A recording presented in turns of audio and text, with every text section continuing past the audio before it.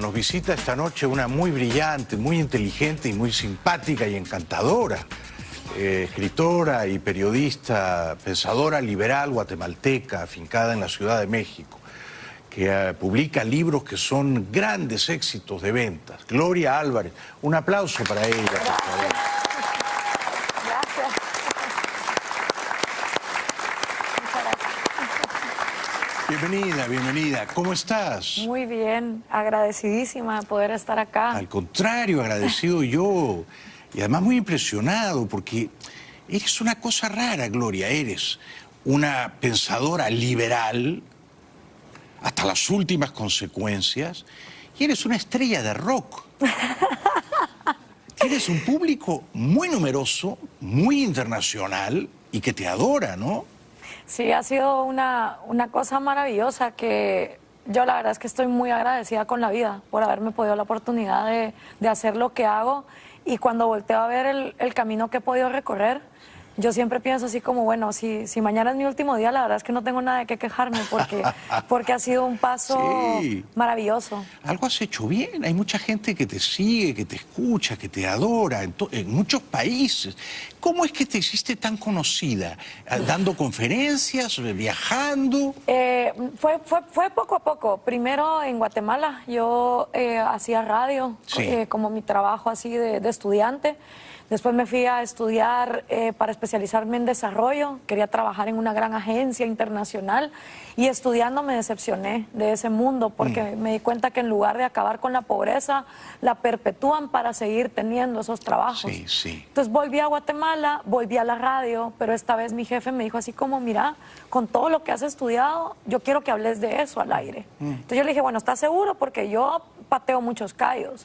La derecha no me quiere porque no soy conservadora y la izquierda no me quiere porque soy socialista. Me dijo, no me importa, tú dale. Entonces empecé en radio en el 2010 ya con temas más, digamos, puntuales. Pero en una radio de música pop, o sea, no era normal hablar de esas cosas. Y el programa tuvo mucho éxito.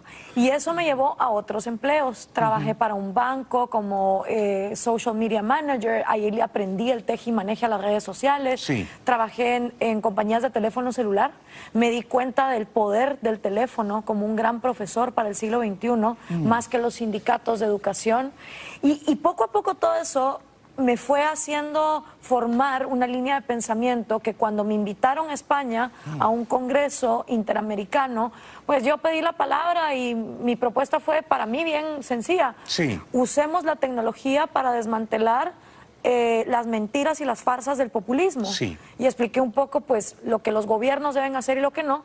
Regresé a Guatemala, pensé, bueno, un congreso más de esos internacionales. Pero ese discurso te hizo famosa. Ajá, en ese discurso, o sea, yo llegué de regreso a Guatemala y a los 2 meses lo subieron en YouTube. Y de la nada yo llegué un lunes a la oficina, yo trabajaba en un movimiento cívico y el teléfono no paraba de sonar. Y en eso llamadas de Argentina, de Chile, de Venezuela, de aquí en Miami. Y yo como, ¿qué está pasando? ¿Qué año fue eso? Eso fue 2014.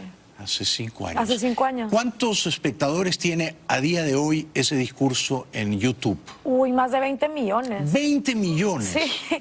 Lo que pasa es que lo han subido en portugués, con subtítulos en inglés, en varios canales. Sí.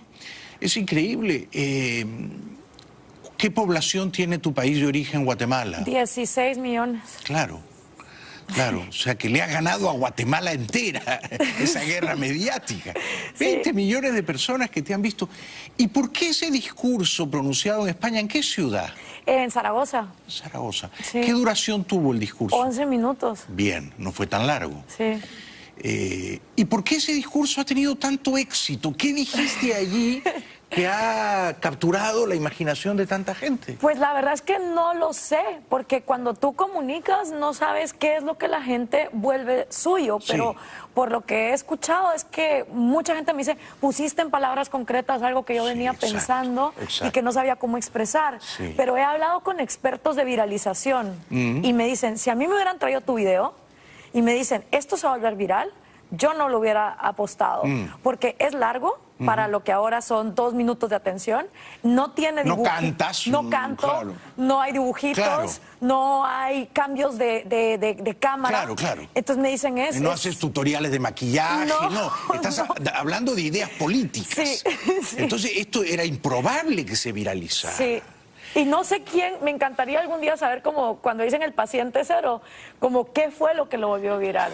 O sea, no sé. Bueno, tú crees en el mercado y yo también.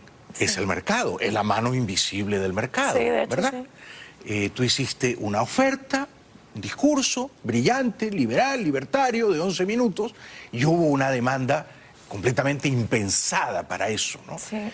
¿Eso te cambió la vida? ¿Cómo? Sí, muchísimo, porque yo en Guatemala era como, ay, esa loca de la radio que habla de esas ideas tan raras, y de la nada fue como, ay, no, ahora es la loca toda Latinoamérica, ¿qué le pasa? O sea, entonces es bien bonito darte cuenta, te sentís como el Quijote. Claro, la locura se vuelve popular.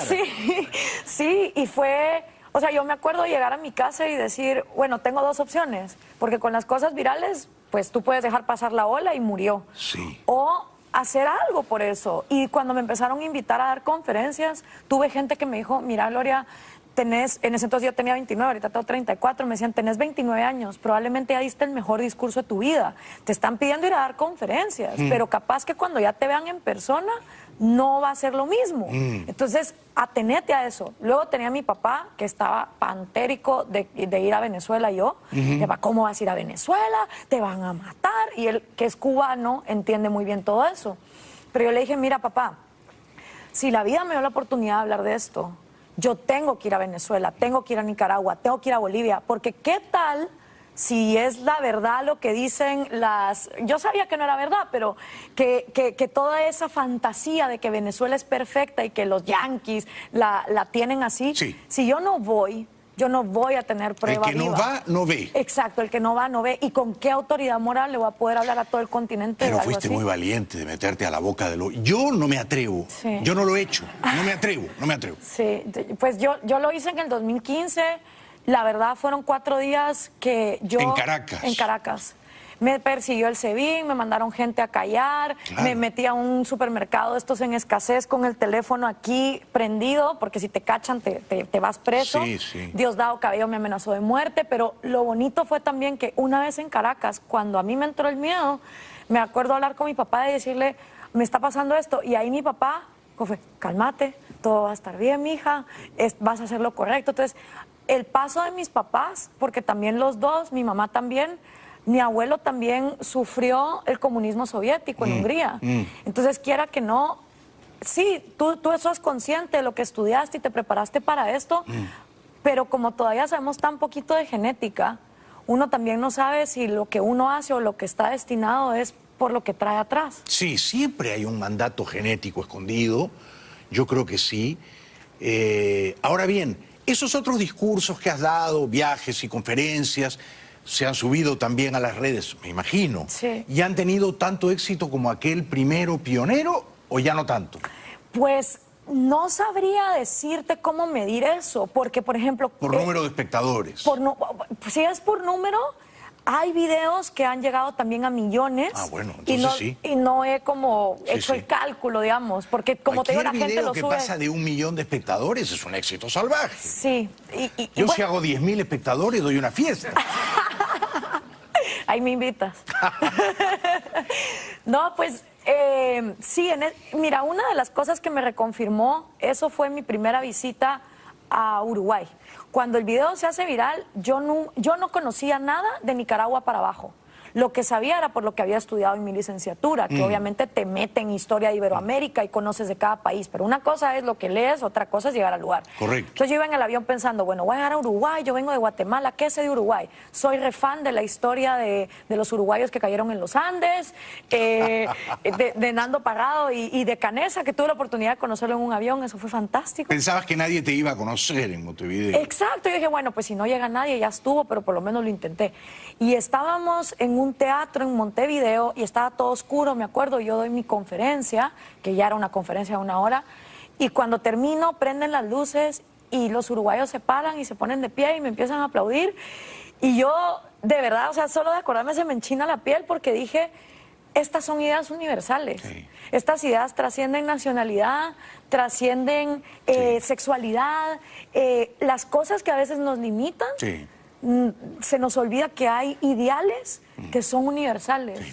Sí, yo creo que tú le has dado voz a un montón de gente, millones de personas, ya está demostrado, que tal vez sin saberlo era intuitivamente liberal. No son académicamente liberales, no son intelectualmente liberales.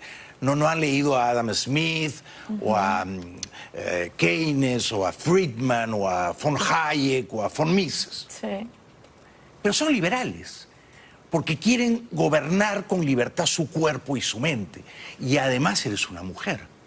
Entonces, yo creo que esa combinación es perfecta, ¿no? Porque tú representas a una generación de jóvenes intuitivamente liberales y de mujeres que no se callan más la boca, ¿no es cierto? Sí. Que tienen una opinión, ¿no? Sí. Que tienen un poder y que lo van a ejercer. Entonces, es una maravilla. Lo tuyo es un milagro, es una maravilla. Ay, gracias. Gracias, no. ¿Y a dónde te va a llevar esto? ¿De verdad quieres ser presidenta de tu país? Pues yo quiero ser presidenta si me dejan ser presidente como yo quiero ser presidente. Y eso se oye redictatorial, pero la verdad es que a mí el poder por el poder no me interesa. Bueno, además tienes un poder que quizá perderías si entraras a la política activa. Eso puede ser, o sea, yo también estoy convencida de que una de las razones porque puedo hacer lo que hago es porque Latinoamérica me respalda. Sí. Hay muchos compañeros míos ahorita mismo en Nicaragua, en Cuba, que por no ser conocidos a nivel latinoamericano, sus dictaduras los oprimen, los torturan, sí. los encarcelan. Entonces, yo sí soy bien consciente de eso. Sí. Bueno, qué maravilla conocerte.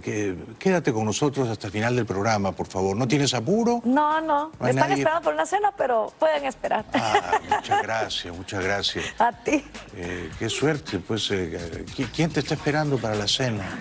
Amigos con los que Amigos. mañana tenemos este evento donde vamos a dar un poco de Latinoamérica. Ya me contarás dónde es eso y cómo va a ser. Sí, claro que sí. ¿Estás Invitados. contenta de estar aquí? ¿Estás cómoda? Muy cómoda. Gracias, querida Gloria. Regresamos después de la pausa con Gloria Álvarez. Gracias. Extraordinario, extraordinario. Extraordinario. El talento que tienes para convertir las ideas difíciles en palabras sencillas. Estoy conversando esta noche, qué suerte la mía, con Gloria Álvarez, una brillante pensadora libertaria, porque hay una señora muy perspicaz que nos ha hecho pensar que es mejor decirle libertaria, no liberal. Aquí en Estados Unidos, si te dicen liberal, Bernie Sanders es un liberal. Sí. Te dicen liberal es que eres de izquierda, ¿no? Sí. En Europa no, en Europa si te dicen liberal es que eres liberal en el sentido de la doctrina clásica liberal. Sí. Bueno, hecha esa salvedad. Ya sabemos por qué has tenido éxito y ya está claro para mí que el éxito nadie te lo ha regalado, ni ha sido casualidad. Es muy merecido, es decir, que Gracias. tienes un talento superior. Quisiera preguntarte sobre algunos conflictos políticos de nuestro tiempo, ¿no? Sí. Venezuela, que tú conoces muy bien, has estado ahí además, ¿no? ¿Tú le ves una salida a eso, Gloria? Yo no quiero desesperanzar a nadie porque yo tampoco soy quien para predecir el futuro, pero el problema es que no estamos tomando las decisiones que deberíamos de tomar para que realmente Venezuela termine como tiene que terminar. ¿Sigues confiando en Guaidó o te ha decepcionado? No, yo siempre fui muy escéptica de la MUD en general. Y de él también. Sí, porque cuando yo estuve en Caracas y conversé con la juventud de la MUD, me dicen, bueno, sí, mira, nosotros aquí nos estamos organizando, entonces cuando nosotros tomemos el poder, la oficina chavista dedicada a la salud va a estar a cargo de él, la oficina chavista dedicada a la educación va a estar a cargo de él. Yo decía, pero No, ¿en serio? Sí, el mecanismo y la mentalidad era, si nosotros llegamos al poder, las mismas oficinas y el mismo socialismo que el chavismo ya instauró, nosotros lo vamos a poder manejar mejor porque nosotros sí que no somos corruptos. Pero son populistas finalmente. Exactamente. Entonces, Solo que con otra carpa. exacto. Entonces, cuando yo conocí a María Corina, que también la conocí en ese viaje a Venezuela, yo le dije a María Corina, esto fue en mayo del 2015, dije, salte de la MUD. Es como que tú eres esta fuerza que está agrilletada por un montón de socialistas. Le diste un buen consejo, te hizo caso. Pues yo creo que fuimos muchos los que durante años vimos el valor en ella y la valentía que tiene de decir las cosas como son. ¿Y qué no ha hecho Guaidó que tendría que haber hecho, Gloria? Mira, cosas tan radicales como legalizar las drogas. Es que hasta que este continente no legalice las drogas y se la quite a la criminalidad para que sea un mercado abierto y transparente, ese dinero del narcotráfico va a seguir financiando el terrorismo de todo el Foro de Sao Paulo y del socialismo del siglo XXI. Sí. Debería, sí, cómo no, si quieren aplaudir, no se corte, no se puede ir.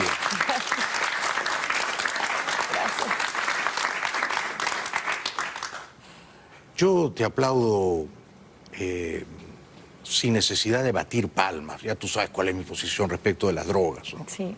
De las blandas, de las duras, de las recreativas, de las medicinales. Tu cuerpo es tu cuerpo.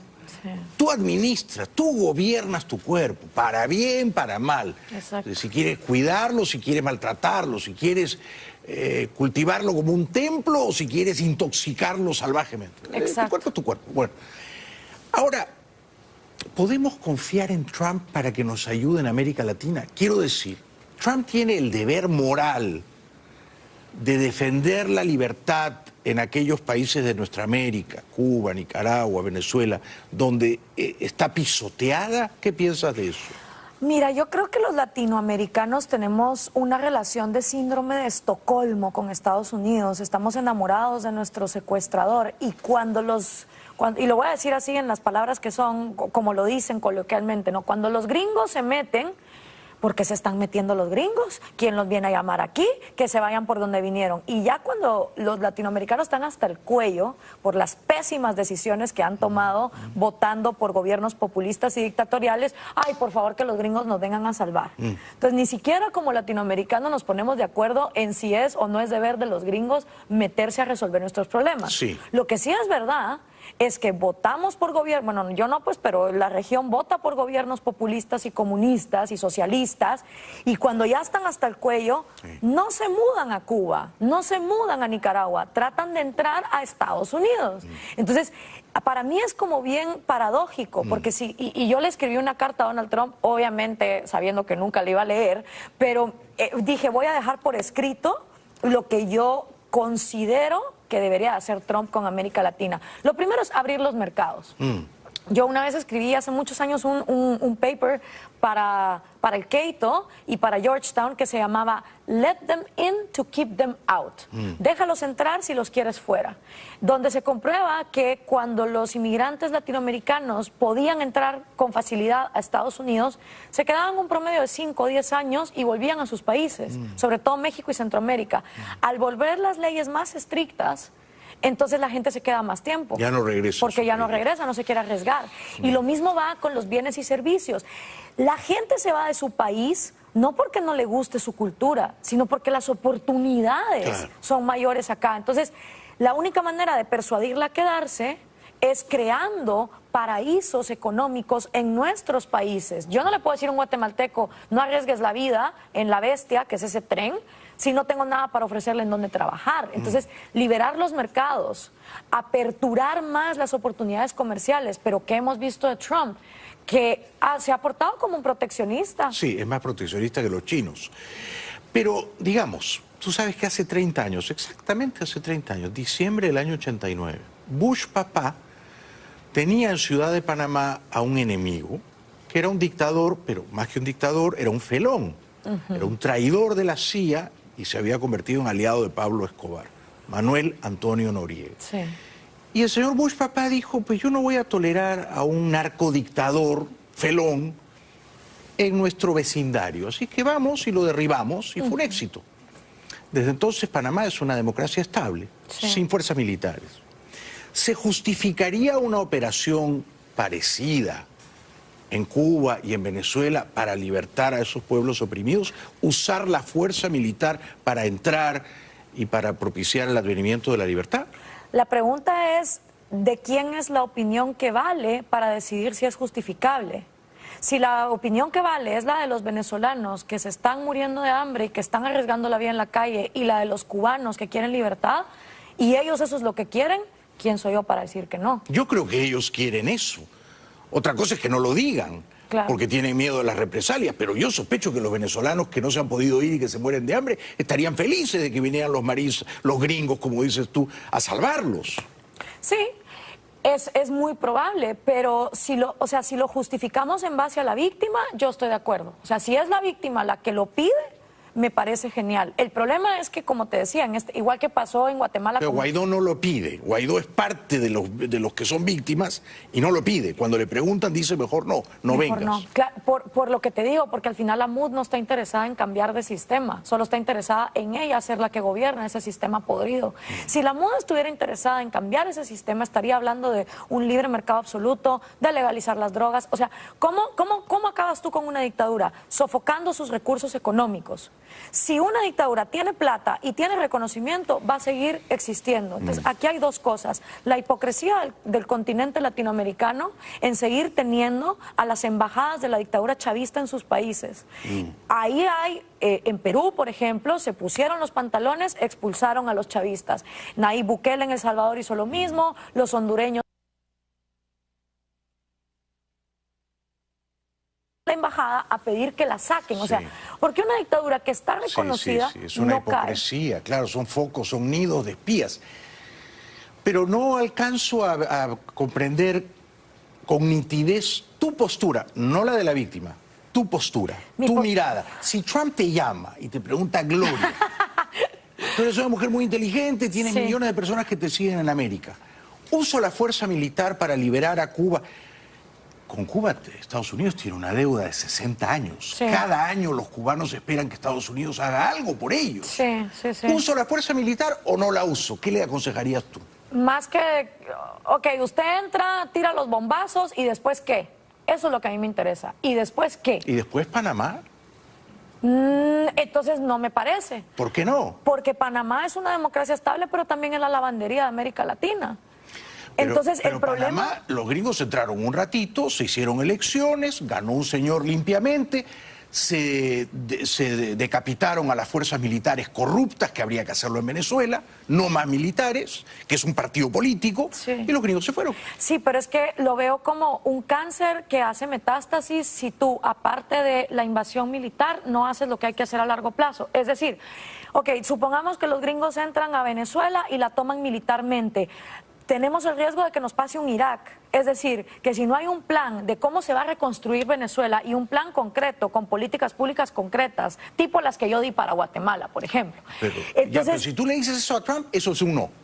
Bueno, pues no. Entonces mejor no, porque hacerlo urgente, disfrazado de importante, nunca nos ha funcionado en América Latina. Pero él no tiene que gobernar Venezuela los próximos 10 o 20 años. De eso se ocupan los gobiernos legítimamente elegidos de Venezuela. Exacto. Lo que él tiene que hacer es usar una fuerza superior a la de la dictadura para doblegarla. Pero a mí me preocupa. Esa fuerza solo la tiene la Casa Blanca. ¿Quién más la tiene? Pero ¿sabes cómo? Bueno, piénsalo así, con Cuba. ¿Cuánta gente se quejaba de Batista? Mi tía abuela, de hecho, se volvió miliciana comunista porque ella sentía esta culpabilidad de que por qué su familia sí tenía y el resto de cubanos no. Y Batista era un dictador y la urgencia de sacar a Batista llevó a un dictador 3 veces peor.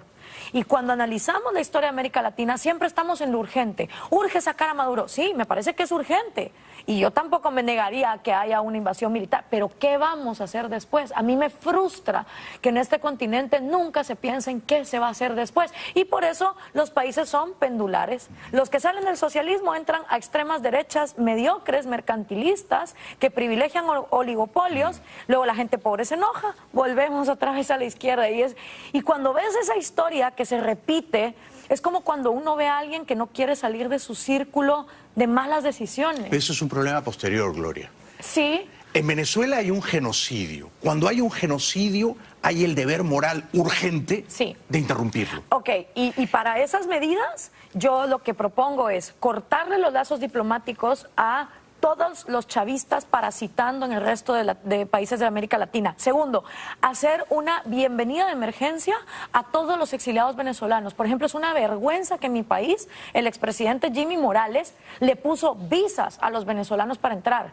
Y al mismo tiempo tiene a la embajada chavista en mi país. Eso me parece vergonzoso y cruel. Yo estoy de acuerdo contigo. En un solo punto discrepamos tan amigablemente, porque nos vamos a querer siempre.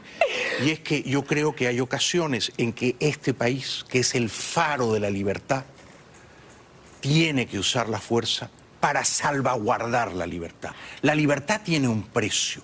A veces hay que usar la fuerza. Si no la usas, los enemigos de la libertad, que son muy insidiosos, prevalecen.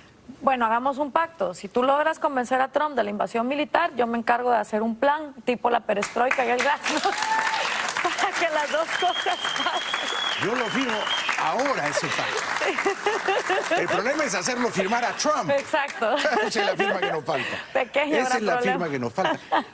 Puede que, es muy improbable, pero puede que en medio año, si él ve que la reelección está en peligro y para capturar el voto hispano, se decida hacer algo, no una invasión con 20 o 30 mil hombres en tierra, pero alguna escaramuza militar. Regresamos después de la pausa con la gran Gloria Álvarez.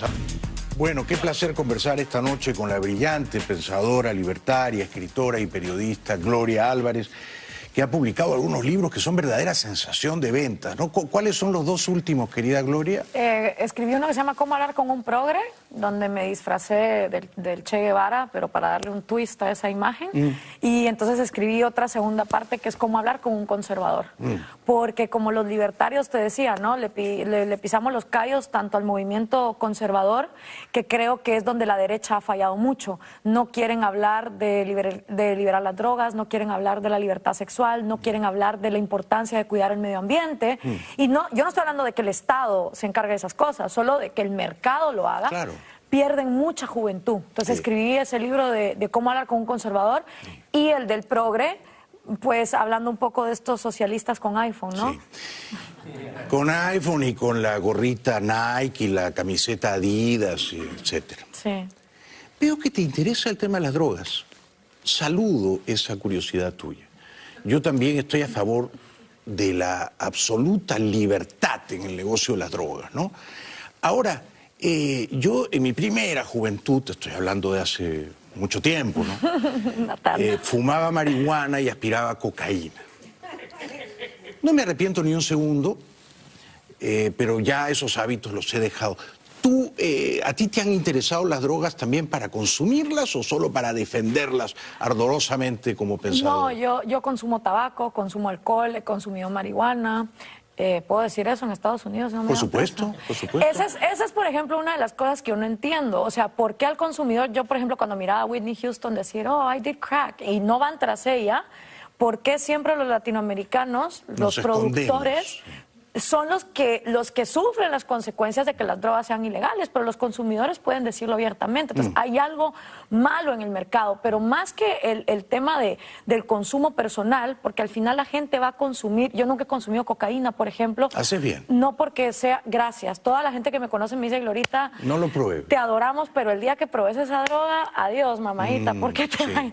Y nunca la he probado por eso, pero lo que voy es, yo no creo que la gente pruebe o deje de probar cosas por su legalidad o no legalidad, sino ya es una cosa de tú conocerte personalmente. No hay relación causa-efecto.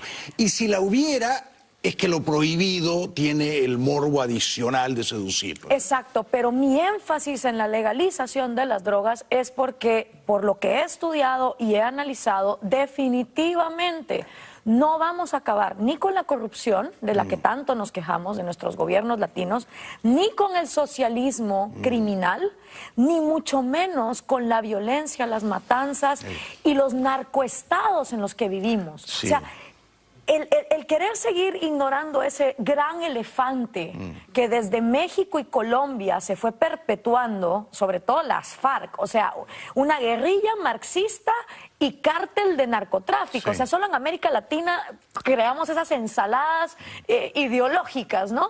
Y luego en México, cárteles que quien ha visto cualquier serie de narcos saben que son los verdaderos dueños de la política. Entonces, tienen más poder que el gobierno. Claro, entonces cuando yo escucho a la derecha latinoamericana decir, ay, vamos a ser menos corruptos, sin tocar ese tema. Yo no digo que yo tenga todas las soluciones. Por ejemplo, una de las cosas que me intriga es, ok, cuando legalicemos las drogas y ya sea un mercado y ya no sea un crimen, ¿qué hacemos para perseguir a los líderes de los cárteles que han matado, extorsionado, violado sexualmente, asesinado, secuestrado. Una vez lo hablé con un abogado. Hay ciertos delitos de lesa humanidad que no prescriben. Exacto. Y tendremos en América Latina los aparatos judiciales para ir tras ellos. Improbable. Improbable. Pero mi punto es, tenemos que hablarlo.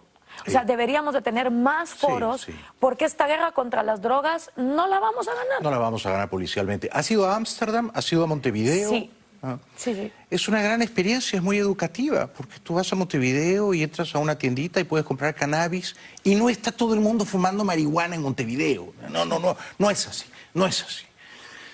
Y este tema, o el tema de la sexualidad, de la defensa de la libertad sexual, que yo también, por supuesto, saludo y celebro, ¿no te trae problemas familiares? Digamos, tus papás, tu familia, ¿todos son tan libertarios como tú? Fíjate que es bien interesante. Mi papá fue criado como un católico en el Liceo Marista, muy religioso, y cuando yo empecé a estudiar historia en la universidad y me doy cuenta de cómo empieza la Iglesia Católica y empezás a ver pues que realmente fue una artimaña populista del Imperio Romano para seguir en el poder y cómo luego la conquista española, etcétera, y vámonos para allá. Yo llego con mi papá y le digo, papá, lo siento muchísimo, pero yo no vuelvo a ir a misa. Ya no eres católica. Ajá, ya no soy católica, eso lo hizo a los 22 años y mi papá, pero Gloria, porque en mi casa se iba todos los domingos a misa. Yo fui a colegio católico, fui al Opus Dei, o sea, me he leído el catequesis. ¿Fuiste al Opus Dei? Sí, fui a colegio del Opus Dei también, o sea, y cuando, primero fue eso, me molestó pertenecer a una institución que había asesinado científicos, mujeres, gente por defender sus libertades sexuales. Y yo sé que los católicos te dicen, bueno, pero el que peca y reza empata. Es decir, por cada 4 curas pederastas, si hay 8 monjitas curando leprosos, se mantiene la cosa y la iglesia siempre gana. Para mí no es así. No, para mí tampoco. O sea, entonces dije, ya no puedo pertenecer a esto. Y eventualmente mi papá se quedó tan conflictuado de esta decisión mía que él se metió a investigar. Y hoy por hoy es más antirreligioso que yo. ¡Ah, caramba! Sí, mi mamá al revés. Mi mamá cuando yo era chiquita no era tan religiosa. Y como que en estos años se ha vuelto más. Pero mira, nunca ha sido tema. Y ella me respeta y me quiere como yo soy. Me alegro, y yo igual. Como debe ser, por supuesto. Sí. Todas las religiones son profundamente antiliberales, todas, ¿no? Todas las religiones son totalitarias. Ahora, ¿tú crees en Dios? ¿O eres agnóstica o atea? A mí me gusta llamarme atea, es decir, sin Dios, porque cuando tú dices soy agnóstico, la gente dice, ah, bueno, entonces en algún Dios creerá o en algún ente. Sí. Y casi siempre a ese ente le ponen características psicológicas humanas. Entonces, yo no sé cuál es la explicación del universo, yo no sé cuál es el origen de la vida, yo no tengo ni idea, pero como no tengo ni idea, estoy segura que todas las explicaciones que se te han tratado de dar tampoco. Entonces, a mí me gusta leer mucho a Carl Sagan, a Steven Pinker, leer de neurociencia, del origen del universo. No pretendo ni siquiera estar cerca de entender por qué la vida es como es, o por qué desde que nacemos queremos seguir vivos, ¿no? Y todas las especies hacen lo mismo. No lo sé. Y que vivimos por un propósito, sí. Y es maravilloso también, pero creo que a mucha gente se le roba esta vida por prometerle otra que quién sabe si existe. No dejes que te la roben a ti. Gracias por haber venido. Gracias a ti, Eres muy brillante y muy encantadora. Gracias. Un gran aplauso para ella. Gracias.